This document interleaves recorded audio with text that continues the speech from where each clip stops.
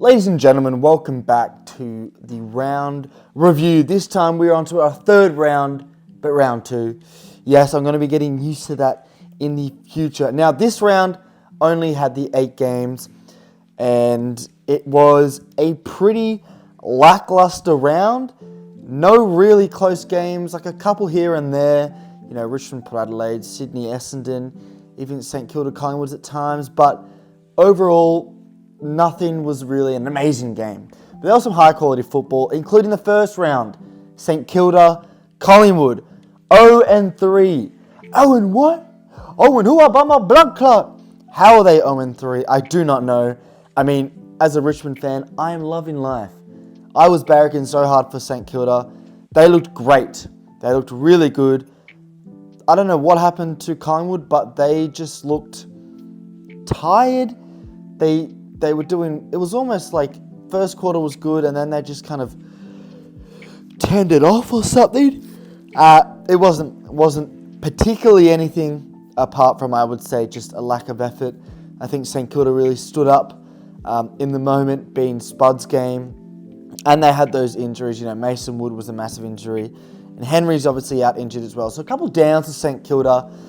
Not overall a great night for them in terms of the injuries, but the outcome of getting the points, beating reigning premiers who are now 0-3, sitting worst on, well, they're not bottom of the ladder, but they are in the worst position alongside Richmond, both playing 3 games and not winning a single one, which is a bit concerning. Now, in terms of who played well, I thought Jack Higgins played phenomenal football. Max King battled really well.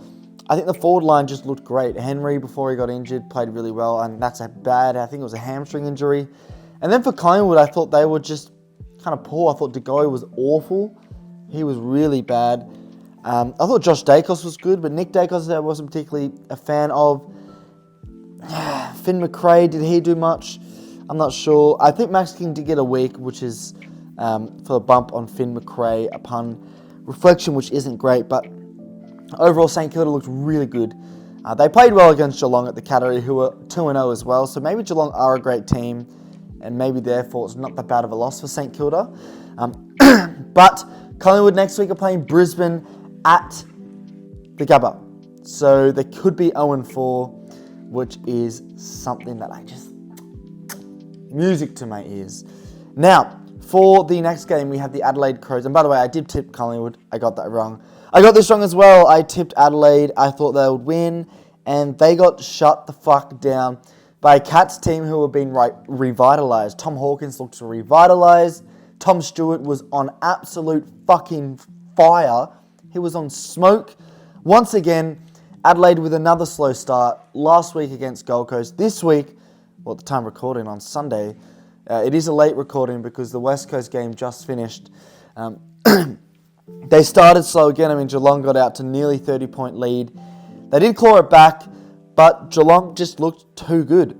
They were just the better team, and overall, Adelaide should be disappointed to go 0-2 against teams you should be beating. Like, you should be better than Geelong and better than Gold Coast, and you're at home against one of them being the Geelong Cats.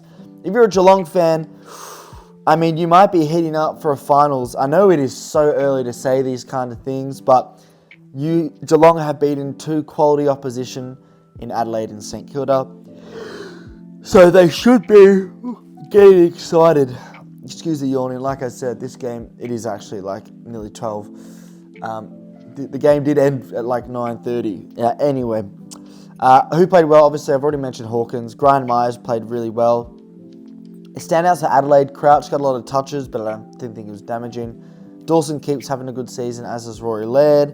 And then Dangerfield, once again, seems to be having a bounce-back season, but he's got the hamstring injury now, which is very unfortunate. Next game, I got this tip wrong as well. Upon reflection, I basically got every tip wrong this week. I tipped North Melbourne to beat the Dockers, and watching that first half, they looked much better. And I thought, wow, this tip is great. And then I think Fremantle kicked something like 8 goals in a row. And in the third quarter, they stormed on. That's twice. 2 weeks in a row now, the Dockers have won by kicking like 8, 9 goals in a row. This time it was 9 goals. 2-0 for the Dockers, 0-2 for North, and unfortunately that's a tip wrong for me again. This was a game that I didn't pay too much attention to it. I did only watch the highlights of this, but I mean, the highlights indicated that Fremantle, the third quarter, is what did it. I mean, North Melbourne seemed to be playing better footy throughout the first half, but they couldn't get far ahead enough. And then Fremantle just stormed. Once again, I mean, Sarong with the disposal count had many disposals. And it seemed to be him, Brayshaw, Jackson, that midfield core, who played really well. North Melbourne did have some good players, but unfortunately that is 0-2. And we're looking at maybe a revitalisation of the Dockers. Maybe.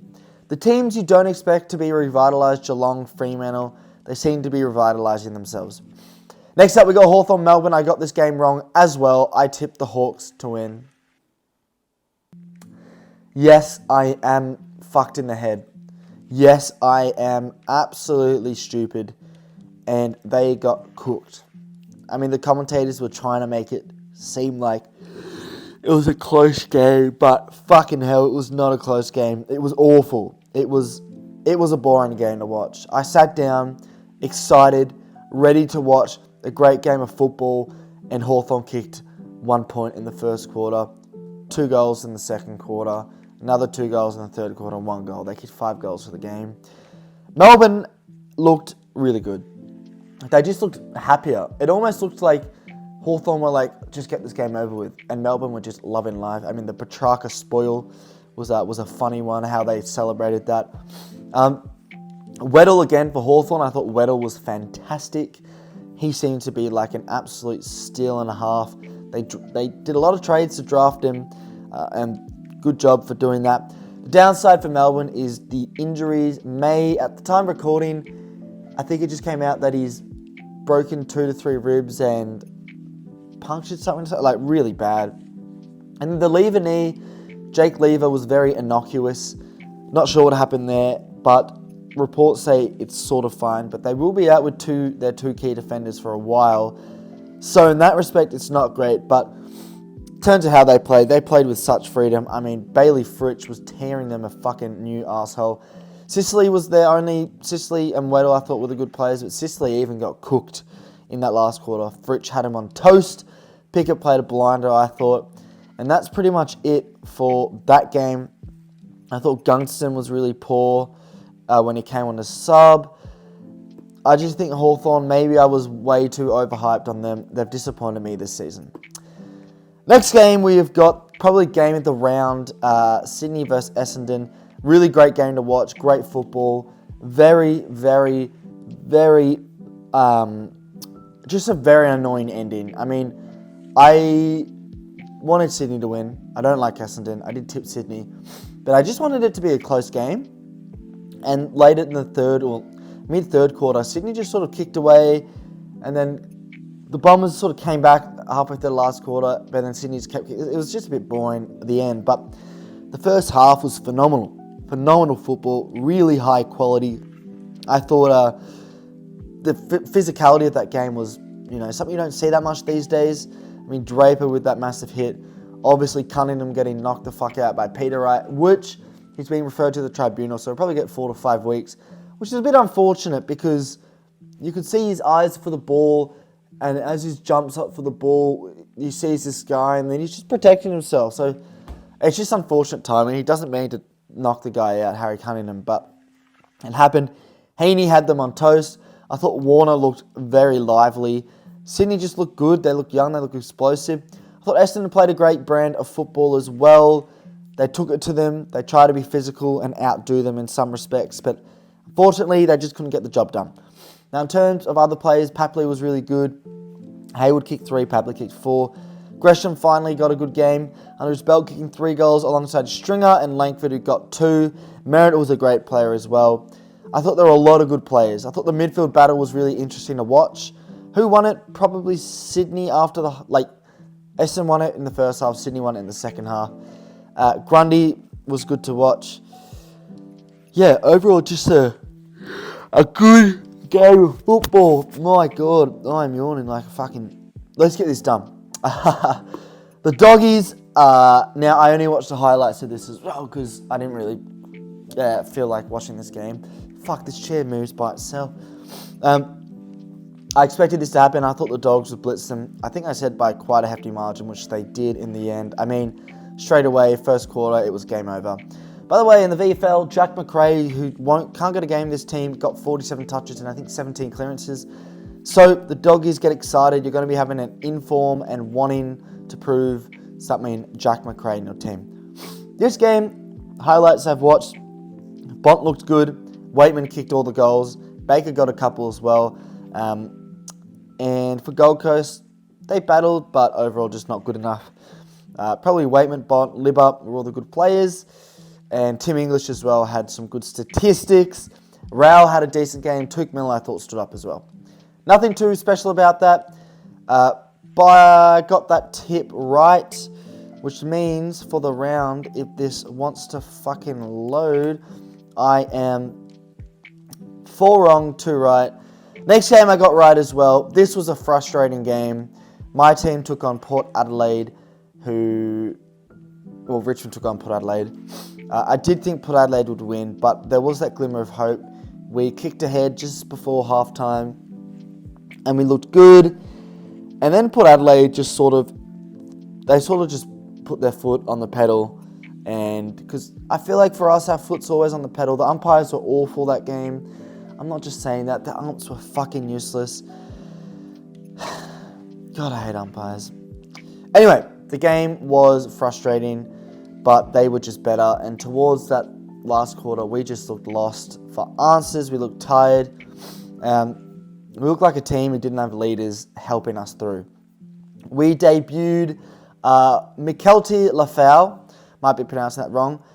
It was too early. I don't know. I like it, but it just didn't really do much, to be honest. We didn't have any good players, I thought. I thought Nank battled well. Bolton kicked a couple goals. Baker was probably our standout player. For Port Adelaide, the normals, Marshall. I thought Rosie and Buddies were obviously good. And Zerk Thatcher had Tom Lynch. He had Tom Lynch in a spliff. He had him cooked, which is bad. Taranto did a calf. Jones had a corky.